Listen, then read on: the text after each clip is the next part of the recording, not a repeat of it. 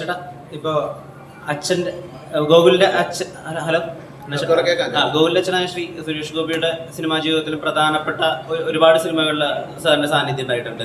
ഇപ്പോഴും അദ്ദേഹത്തിന്റെ career best ആയിട്ടുള്ള ഒരു സിനിമയിലും ഗണേഷ് സാർ തന്നെയാണ് അതിൽ ഏറ്റവും പ്രധാനപ്പെട്ട ഒരു സ്ഥലത്ത് നിൽക്കുന്നത്. അതിന് വലിയൊരു നിയോഗത്തിന്റെ ഒരു അവസാനമായിട്ട് അല്ലെങ്കിൽ ഒരു എന്താ പറയാ വൃത്താകൃതിയിൽ വിധി പൂർണ്ണമാവുന്നു എന്നൊക്കെ പറയുന്ന പോലെ ഒരു ഫീലിംഗ് ഉണ്ടോ? അല്ല, ഗോകുലെ എനിക്ക് ഭയങ്കര ഇഷ്ടം. കുഞ്ഞ് അവനൊരു ഇപ്പോഴും അവന്റെ ശരീരം വളർന്നിട്ടുണ്ട്. കുഞ്ഞുങ്ങളെ മനസ്സായിട്ട് പാവമാണ്.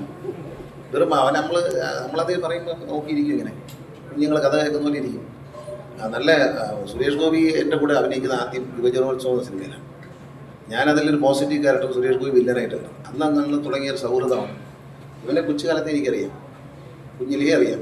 അപ്പോൾ അഭിനയിക്കാൻ വന്നപ്പോൾ എനിക്ക് നല്ല സന്തോഷമായി. നല്ല സുന്ദരനൊക്കെ വന്നിരിക്കാം, താടിയൊക്കെ വെച്ച് നല്ല സുന്ദരമായിട്ട് വന്നിരിക്കാം. ഒരു തൊപ്പി കാണും തലയിൽ. നല്ല രസമായിട്ട് അഭിനയിക്കുന്നു. അതുപോലെ അതുപോലെ പാപ്പൻ എന്ന സിനിമയിലും എനിക്ക് വളരെ ഇഷ്ടപ്പെട്ടു. ആളെ വലിയ റോളൊന്നും ചെയ്യാനില്ലെങ്കിലും അവൻ്റെ പ്രസൻസ് ഫീൽ ചെയ്യും. അതുകൊണ്ടാണ് അവർ നല്ല ഒരു നടനാണ്. തീർച്ചയായിട്ടും ഗോകുലൊരു നല്ല ഇതുണ്ടാവും. അതുപോലെ അനാർക്കലി ഒരു നല്ല പെർഫോമറാണ്.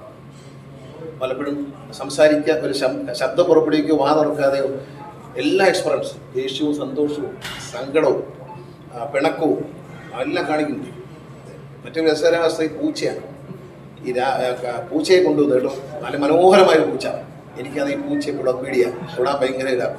ഡോഗ്സുമായിട്ട് കുഴപ്പമില്ല, പക്ഷേ പൂച്ചയെ ഭയങ്കര. എൻ്റെ ചന്തു പറഞ്ഞു, സാറിൻ്റെ മടിയിലൊന്ന് ഇരുത്തണം, ഞാൻ ഇവൻ്റെ അവിടെ ഇരിക്കട്ടെന്ന് പറഞ്ഞു.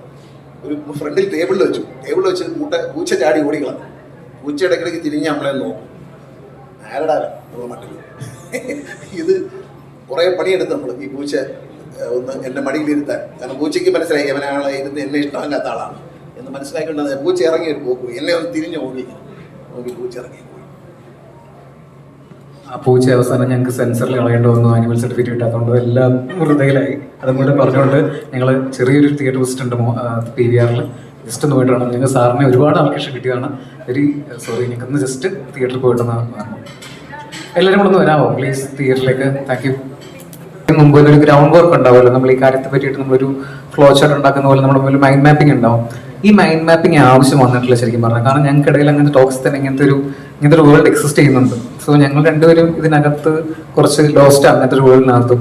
അപ്പം പുറത്തുള്ള ഈ ഇമ്മീഡിയറ്റ്ലി നമ്മൾ കാണുന്ന കൈൻഡ് ഓഫ് ഒരു മുഖ്യധാരയുടെ രാഷ്ട്രീയ പ്രശ്നങ്ങൾ, ബാക്കിയുള്ള കാര്യങ്ങളൊന്നും നമ്മളെ എങ്ങനെ അഫക്ട് ചെയ്യാറോ നമ്മൾ ഡെയിലി ടോക്സ് വരാറില്ല. അതർ ദാൻ നമ്മൾ സംസാരിക്കുന്ന കുറച്ചുകൂടെ ബെറ്റർ കാര്യങ്ങളാണ്. മേ ബി ഒരു ഗ്ലോബലി നമുക്ക് ഭയങ്കര ഒരു വലിയ കാര്യമായിട്ട് തോന്നുന്നതാണ് കാര്യങ്ങളാണ് നമ്മൾ കൂടുതൽ സംസാരിക്കാറ്. അപ്പോൾ ഈ ശരിക്കും പറഞ്ഞാൽ ഞങ്ങളുടെ ഒരു റൈറ്റിങ്ങിന്റെ പ്രോസസ്സും അതിന്റെ ഒരു ഔട്ട്കം വന്ന് നിൽക്കുന്നത് ശരിക്കും പറഞ്ഞാൽ പോസ്റ്റ് പ്രൊഡക്ഷനിൽ കൃഷ്ണന്തേട്ടൻ ഇൻവോൾവ് ആവുന്ന ഒരു സ്പെസിഫിക് പോയിന്റ് വന്നിട്ട്. കാരണം ഇത്രയും നമ്മളെ അഴിച്ചുവിട്ട പോലത്തെ ഭയങ്കര ക്രേസി ആയിട്ടുള്ള റിക്ക് ആൻഡ് മോർട്ടി അല്ലെങ്കിൽ എവരിത്തിങ് ഒക്കെ ഒരു കൈൻഡ് ഓഫ് ഒരു പാറ്റേണിൽ പോയിരിക്കുന്ന സാധനം കൃഷ്ണന്തേട്ടൻ വന്നിട്ട് അവിടെ ഒരു എന്താ പറയുക, ഭയങ്കര വളർന്നിരിക്കുന്ന കാട് വെട്ടി ഒതുക്കി ഒരു മൈതാനമാക്കി എന്നൊക്കെ പറഞ്ഞ പോലത്തെ ഒരു ഹെൽപ്പ് ഒരു കൊമേഴ്ഷ്യലി പാക്ക് ചെയ്യാനായിട്ട് വന്നിട്ടുണ്ട്. അപ്പം വാദിക്കാനും ജയിക്കാനുമല്ല, അറിയാനും അറിയിക്കാനുമാണ്.